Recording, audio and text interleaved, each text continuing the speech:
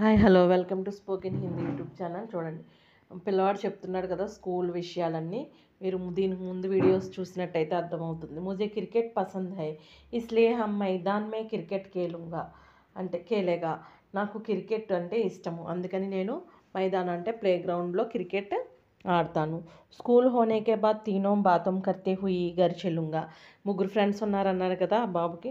అయితే స్కూల్ అయిన తర్వాతట ముగ్గురు ఫ్రెండ్స్ మాట్లాడుకుంటూ ఇంటికి వెళ్తారట. చూడండి, తర్వాత శ్యామ్కే సమయమై కుछ समय खेलता हूँ. సాయంత్రం వేళ కొంచెం సేపు ఆడతాను. ఇలాగ మీరు దీని ముందు అన్ని వీడియోలు చూసినట్లయితే ఈ స్టోరీస్ ట్రాన్స్లేషన్ మీకు పూర్తిగా అర్థమవుతుంది.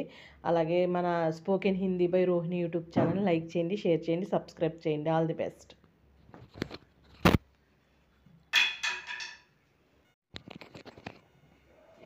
Hi hello welcome to spoken Hindi YouTube channel. చూడండి, మై खेलने के बाद గృహ కార్య కర్తా హూ. నేను ఆటలు ఆడిన తర్వాత ఏం చేస్తాను, హోంవర్క్ చేస్తాను. నేను ఆడిన తర్వాత ఏం చేస్తాను అంటున్నాడు, హోంవర్క్. ఖానా కాకర్ దాదాజీకే పాస్ జావుంగా. అన్నం భోజనం చేసిన తర్వాత తాతయ్య గారి దగ్గరికి వెళ్తాను. క్యోంకి దాదాజీ ముझे కహానీ సునాతా హై. నాకు ఎందుకంటే తాతయ్య గారు నాకు కథలు వినిపిస్తారు. సున్తే హుయి సో జాతా హూ. వింటూ ఏం చేస్తాడని నిద్రపోతాను.